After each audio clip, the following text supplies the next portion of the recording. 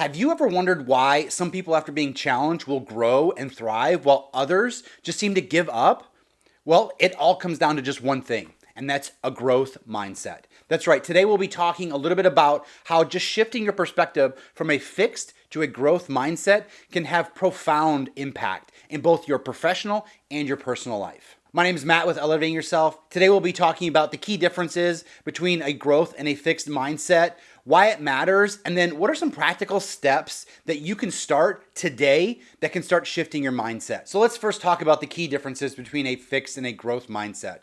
In a fixed mindset, these are going to be individuals that are a little bit hesitant on challenging themselves. They're going to have this different view on challenges because they're not going to have the confidence that it may take to overcome these challenges because they don't have the skills right away. And so they're just going to shy away from it. The next is a fear of failure. The individuals with a fixed mindset are really going to be frightened by any sort of failure because it is going to make them feel inadequate inside. And then finally, they're going to be resistant to any feedback, or I should say most feedback. In these instances, people that are getting in this fixed mindset are not going to want to hear from other people. In fact, it'll probably even scare them a little bit to even get some sort of feedback. And so they're going to shy away from that tremendously. Now, one of the things to think about is you're not in either fixed or a growth mindset. In most instances, people are going to float back and forth between the two of them. And so it's important that when you start to see these signs, that you take a break to start to think about what it is that you can do differently to put yourself back into that growth mindset. It's okay to feel the fear when it comes to failure. That's fine. Like, there's nothing wrong with that. But it's about, how do I overcome it? And that's the biggest piece of it. When you think about a growth mindset, it's really just the opposite way of thinking. People in a growth mindset are going to be welcoming of challenges. They're going to be welcoming of feedback and look to thrive on that type of feedback as long as it's constructive. And that's something that we'll talk about. It's very important that feedback that is given in a growth mindset is very constructive. And then they are also going to be people that really look for failure as an opportunity to learn and to grow and to better themselves. I think in the world today, it's easy to kind of get into this fixed mindset because there tends to be a lot of negativity out there. And not only that, but there's pride that exists. You know, I'm a very prideful individual. I really want to make a big impact on the people around me. And so sometimes I do shy away from this growth mindset. But again, like when I start to feel myself in that mode, I really kind of take a couple seconds to kind of close my eyes, think about what it is that's causing me to feel in this capacity. And then I look to change what I'm doing and the way I'm looking at things. That will allow me to at least see the situation in a different light and hopefully make some changes for the better. So now let's talk about some of the key components of a growth mindset. First is embracing challenges. People in a growth mindset are going to look at challenges as an opportunity that they can really grow and thrive in. These are going to be putting themselves in situations that maybe they're not comfortable in, maybe they've never been in, or they've never done, and they're going to look to see what it is that they can do to thrive in that type of environment. There's been a lot of instances in my professional life that I've had opportunities to really challenge myself. In a lot of these situations, I'm put in a position where I've never done a task before. And I'll be honest with you, it's a little bit scary. It's a little bit scary to kind of raise your hand and say, I've never done that before, but I'm more than happy to take a swing at it. Because what happens if you fail? You know, what is that going to do for you? How are the people around you going to look at you? It's not unheard of to feel that way. I think it's actually a normal human response to think, well, am I going to be looked down on if I don't rise to this challenge? And again, like that's an okay response. You want to be able to feel those things because by doing that, you're going to be able to look and say what it is that I need to do in order to overcome those feelings. And again, it's just like we talked about. There's that fear of failure and that fixed mindset. You're going to run into situations where you're going to fail, especially when you're looking at new challenges in your life. Don't worry about the failures. The failures are the thing that make you learn and grow. If we didn't have those failures in our lives, you would not be in a better place in your own professional and personal life. You have to understand that.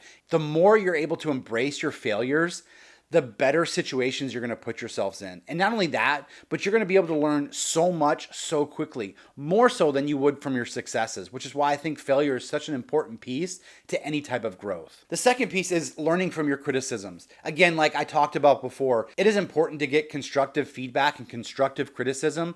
There are going to be people that are going to give you feedback that really doesn't mean much, or it's going to be more in a negative connotation. You don't want to listen to that. I give permission to not have to listen to those situations. But I'm talking about the people that are really invested in your own growth and that are there to give you some of the more difficult feedback, and you can learn from and grow from it. And I think it's important that you find people around you that you can identify as people that are going to give you some brutal honesty. And again, it's hard to hear brutal honesty and not think someone's going to give you negative feedback. Again, brutal honesty is going to be people that are going to tell you the hard things when you really don't want to hear them. And it happens a lot. I remember a time in one of my previous jobs where somebody had put together this keynote and they wanted me to review it. And they specifically said, give me brutal feedback. And I did. I looked at several pieces of this presentation that just did not make sense, that were dull, that were lacking in content. And again, like I didn't look at the slide and say, this is the worst slide I've ever seen. I looked at the content and I said, this isn't making much sense to me. I need to understand this, or I need you to put more context into this piece of it. And the person that was getting this feedback really retreated into themselves. So much so that they actually left our video conference, and I chatted them later on to find out if they were okay. And they told me that they were not happy with me, that they were not happy with the feedback that I was giving to them.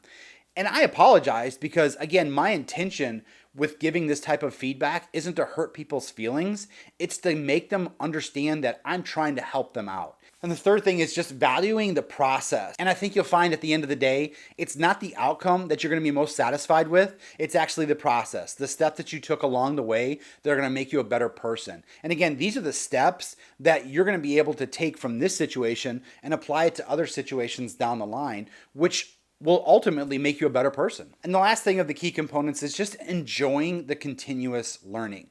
I think what's great about a growth mindset is that you're never filling your cup of coffee up to the tippy top. It will always have room for more. And again, I've heard this in a lot of instances where people are looking to master a role. You want to be able to get into a position that you can continually see yourself grow day after day. And again, sometimes it can be tough to get into this continuous learning mode because everybody's time is very valuable. Personally, I love to read, but I don't read. I actually listen to audiobooks. I am much better when it comes to audiobooks than I am with any type of book. I'm not sure if you're like this, but when I'm actually reading a book, I will get 3/4 of the way down a page. And by that time, I'm thinking, what do I need from the store? What am I going to do tomorrow? And it's weird because it's like, it's impossible to multitask, but yet I'm actually reading words in my head as well as thinking about what it is I'm going to be doing later on. And I finished the page not even grasping any of the concepts that went in there. It just doesn't help out. So let's take a look at some actionable steps that you can take to kind of put yourself into that growth mindset. The first thing is reframing failure. This is an important piece. When you have a situation that comes up where maybe you didn't succeed like you wanted to, instead of just dwelling on the things that went wrong, what I want you to do is sit down and write the things that you wished had done better and what you could do in the future to make those things possible. Now, you may not always find a solution for all of it, but this is going to get you into that mindset of taking that instance where you failed and turning that into a growth opportunity. The next step is to actually seek out feedback regularly. And I think it's important to say seeking out feedback is the important piece of this. Not just waiting for people to give you feedback, but legitimately going out and asking people what they thought. And again, this is where I talked about it's important to find somebody that can give you that brutal honesty sometimes where you need it. And I use this all the time. When I'm recording these videos, again, as a brand new YouTuber, I don't know if the things I'm saying or doing are right.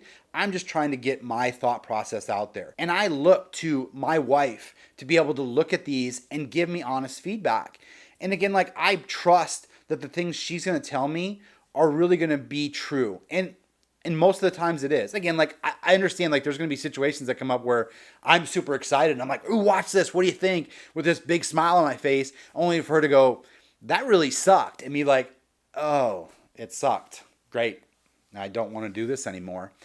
It's an easy way to get out of it, right? It's an easy way to just kind of retreat.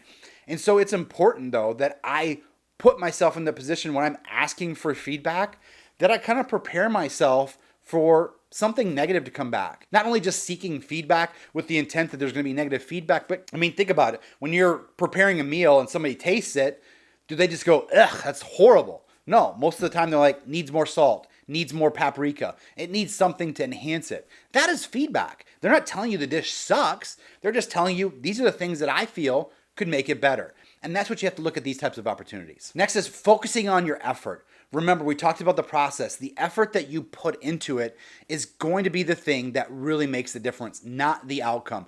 The outcome can be whatever it is. You have to be thinking about what was the effort that I put into it. If I come into my day when I'm about to record a video and I'm feeling like crap and I just go, you know what, I'm just going to say whatever and I'm going to put very little effort into editing my videos, very little effort into the thumbnails, why would I expect anything to come out of this good? Now, yeah, you may accidentally trip into the most viral video out there, but it's rarely going to happen. We don't want to just think about the exceptions. We want to think about the rules. We want to think about what are the things that are going to typically happen when you put the effort into it. And that's the thing that counts. And the final actionable step, and this is probably one of the more important pieces, is surrounding yourself with growth-minded individuals. These are the people that are going to aid you in your own growth. And not only that, but you are going to aid them in their growth. And so finally, why is it important to be in a growth mindset? I think this is pretty self-explanatory, but again, like being open to this type of mindset is going to allow you to be thinking on a more innovative level. It's going to really propel yourself in your own professional career because you're going to look at situations that you've never been in and you're going to challenge yourself a lot more. In your personal life, this is going to allow you to be better in relationships. Look at hobbies a little bit different, self-improvement. I can't tell you how many things that I've done in my own personal life, from replacing floors to replacing electrical equipment to fixing plumbing issues because of the internet. I'm not a plumber, I'm not an electrician, and I'm certainly not a contractor, but I will tell you that in most instances when something breaks or I want to make it better, the first thing I'm going to do is jump online to see what it takes. And that can also be a little bit scary because what you may find might be complicated. You're going to turn on a video and they're going to be like, get ready because there's a lot of steps involved into it. And that might discourage some. But again, go at it with that same mentality. What is it that I can do? What are some of the baby steps that I can take in that direction? And maybe it's not a full-fledged replacement of an entire kitchen. I don't expect everyone to leave this video, watch a YouTube video, and next thing you know, they're just redesigning their entire house. But again, like maybe you can do part of the work. Maybe you can do the demolition piece of it so that it helps you out. And putting yourself in this growth mindset continually and always trying to be in this growth mindset and trying getting out of your own fixed mindset can make such a difference. I promise you that the mind is a powerful tool. It is a powerful muscle. And if you utilize it appropriately, there is nothing you can't achieve. Thanks for watching. I appreciate it. I hope you were able to take away some really good things that you can start today to kind of put yourself into that growth mindset. I know it's not always an easy road to be on, but I guarantee it, if you really put in the effort, you will find yourself in a much better place. And again, if there's things that you need help with, make sure you're reaching out. Make sure you're looking at the support system around you and seeing what are the opportunities that others can provide to you that can help you in your own growth. It's all in your mind. It is a powerful muscle. And if you learn to utilize it to the best of your ability, you are going to find that the opportunities that exist are just endless. Don't forget to check out a couple of the other videos that I've got out here. I hope you enjoy them. It's something that I truly feel passionate about, and I want everyone to be able to succeed in not only their professional life, but in their personal life as well. Remember, elevating yourself to the next level is about taking that first step. Take that first step today, and we'll see you next time.